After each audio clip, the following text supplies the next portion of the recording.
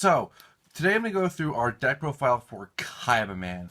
So, not a huge character in the first season of GX, or really in GX, but it's a character that we wanted to make because we liked his deck based on that he uses blue eyes, but we'd argue to a more effective extent than Kaiba, because his deck, very clearly, as you'll see, or if you may remember from the anime, is very focused on summoning blue eyes, whereas Kaiba's deck includes blue eyes with a few cards to add to it, but overall, his deck has a lot of, other monsters that just kind of contribute to Kaiba's beat stick strategy or his XYZ fusion monsters. So, Kaibaman's deck is comprised of a lot of duplicates and triplicates of cards. He didn't play that many cards, but he did play enough that by using multiple copies, we can give him a really nice 40 card deck. And he doesn't really have anything that we just threw in because he has plenty of cards on his own and they work really well together overall. So, I'll go through his deck, and again, it's a lot of Kaiba cards. It really is so many cards used by Kaiba. He only adds a very few new cards of his, but the deck has a really nice feel to it, I think. And none of that's really surprising because he's a dual monster opponent based off the card, which is made in Kaiba's own image. So he really is Kaiba still.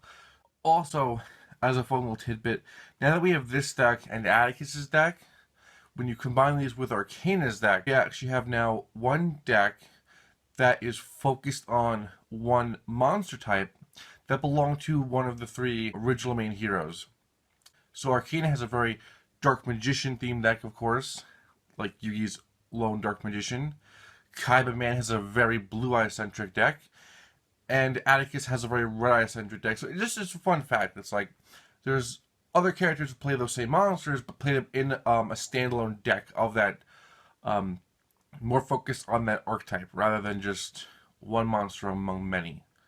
So, to start off with is, of course, 3 Blue Eyes White Dragons. And also, these are so much easier to get your hands on now, the original art, because they were printed. Yes, they're common, they're not the original Star Deck Kaiba Ultra Rare, but those are incredibly expensive often because they're not printed anymore and they're really hard to get your hands on, especially if you want them near mint. And that was an issue we'd had in building all our Kaiba decks. So this being reprinted is amazing. They're very inexpensive. If you want the original art and you don't care about the holofoil, I'm just saying we're really happy that we have these because these are great to fill in. Because unlike Yugi's Dark Magician, Kaiba needs 3 Blue Eyes for every deck. And Kaibaman. Yugi needs 1 Dark Magician.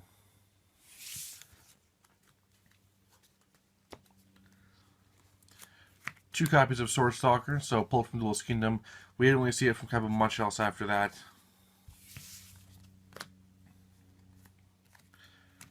Different Dimension Dragon. Also not something we saw a lot from Kaiba, but still, was a monster previously seen from Kaiba. And of course, 3 of himself. Kaibaman. The monster with the ability to just special summon Blue Eyes. This, combined with Paladin of White Dragon, gives him way more ways to summon Blue Eyes White Dragon as a special summon from monsters. And then there are other ways to really... So again, this deck really has so many more ways to bring out Blue Eyes than a lot of decks had to bring out, I think, any monster that they wanted to. Next up is 3 Kaiser Seahorse. So, again, favored by Kaiba for its obvious ability to summon Blue Eyes with 1 tribute, and again, still so many ways to easily summon Blue Eyes White Dragon. 3 Lord of D, a Kaiba staple.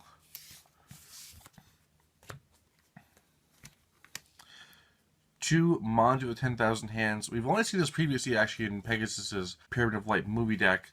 So, great card because this actually helps reinforce his ritual I just mentioned earlier, Paladin White Dragon, which summons Blue Eyes. So, interesting, it's the one monster that doesn't really directly contribute to Blue Eyes if it contributes to something, but it contributes to the middleman for Blue Eyes. And of course, the last monster is that Paladin of White Dragon. 2, Burst of Destruction. Really powerful card, especially in a deck that, again, can summon Blue Eyes relatively easily. Of course, Blue Eyes cannot attack that turn, but destroying your opponent's whole field at the cost of losing 1 or 2 attacks is very, very, very beneficial. 2 cost downs. We chose to give him 3 diffusions, even though he only has 1 fusion monster. This is partly for consistency.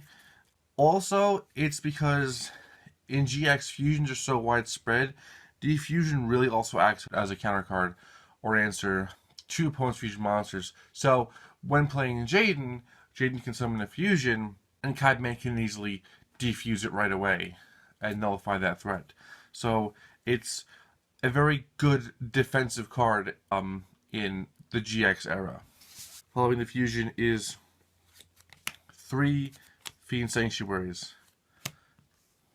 This monster is his only Crush card target because he does have Crush card. He does not have Shrink or anything else. This is his only Crush card. Having multiple copies really does add to his ability to summon Blue Eyes. Of course, like I keep saying, this deck has like 1 goal to summon Blue Eyes and does it very effectively. And although not a card we really saw from Kaiba, he did hand it to Yugi when Yugi bested him in the semifinals of Battle City.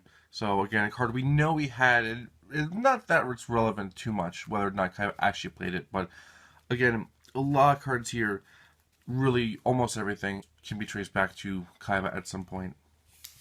So the deck has a lack of originality, which, you know, obviously we knew when we built it, but it takes a lot of Kaiba's better cards and focuses them on a more consistent strategy. Obviously, there are also a lot of other Blue Eyes archetype monsters that are not in this deck. Many of them are in the Dark Side Dimensions deck, and still so many more that are not included in either deck. So again, this isn't exclusively all the Blue Eyes archetype, it really just has the 1 Blue Eyes White Dragon.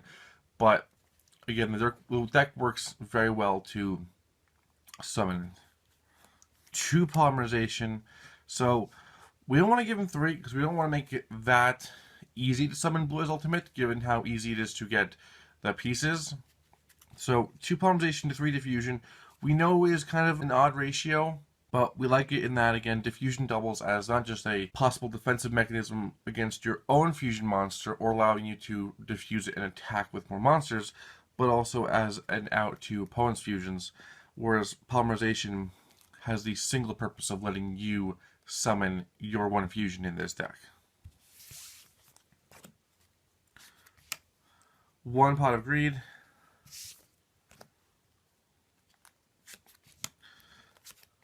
Three Silent Dooms. So now we have Monster Revival to get back at Blue Eyes. So this deck can get Blue Eyes from anywhere except the Banish Zone, which is really most decks in our entire collection. Then the last spell card is 2 of the White Dragon Rituals, so nothing there. But again, 2 Manju to 2 of the Ritual Monster, 2 of the Ritual Spell, helps you really see that ritual more frequently. His only trap card is Crush Card Virus, because we will really only ever put that at 1 copy, because of how incredibly potent it is. And yes, there is a Rana sticker. If you haven't seen any of our other late videos with a Kaiba deck or Crush card, the reason there's an errata sticker on this is because the original printing of this card was fine. It had the right effect from the anime, and Konami ended up changing its effect to make it more balanced. We saw the same thing happen with Ring of Destruction and Exchange of the Spirit. All cards' original printing had the accurate effect from the anime. They were then changed to make them balanced. And then, of course, you know, it gets them off the ban list like Konami wants. It brings them back to the game, but they're fair cards. And that's okay. But for people like us who focus on those anime cards, We don't want their new effect. We want the original effect. So all this crush card sticker is, and then same thing for the other cards I mentioned, Ring of Destruction and Exchange of Spirit. If you see them in other decks, is they go by their original printing effect.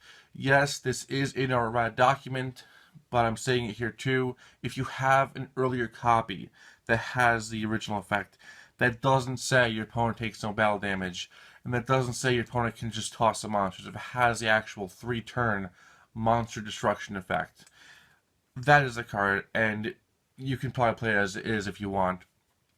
Even though we have some copies of these original cards, we're still going to sticker them just to let you guys know that there is a discrepancy, because whether or not we have the original copy of the card or the Konami Arad version, the official card effect is still whatever it's supposed to be. So no matter what, we just have a sticker so you guys can follow along. That's all. And again, there's really nothing to talk about Crush card. We all know that card, but I just want to clarify that errata because so many times we change cards from the TCG effect to the anime effect. Only in a few cases how we change the card from its current TCG effect to its previous TCG effect. But it does happen. And the fusion deck. The Blue Eyes Ultimate Dragon. So, again, Kaibaman's deck really is everything that Kaiba's decks already had for the most part, but he used a lot of the better monsters for Southern Blue Eyes. So there's no Vorse Raider, there's no Lojin. Even though those were really signature cards of Kaiba's, they overall didn't have much help in summoning the Blue Eyes. And yes, stuff like Sword Soccer and Different Dimension Dragon don't really bring out Blue Eyes much, but they're nice to have a little bit of that Kaiba flair in there, while the majority of cards either help you summon Blue Eyes, outright special summon Blue Eyes, protect Blue Eyes. So it's a very, very Blue Eyes focused deck, and it's a lot of fun because if you really want to play the Blue Eyes, as far as all these anime decks go, this is actually the best one. It's better than any Kaiba deck because it literally has the sole purpose of summoning Blue Eyes. And ultimately, that was the biggest factor in why we chose to build yet another Kaiba deck, is because we liked that this one was more focused on Blue Eyes. Kaiba's decks are a lot of fun for Kaiba's decks. So they have a lot of his monsters, again, which I've mentioned.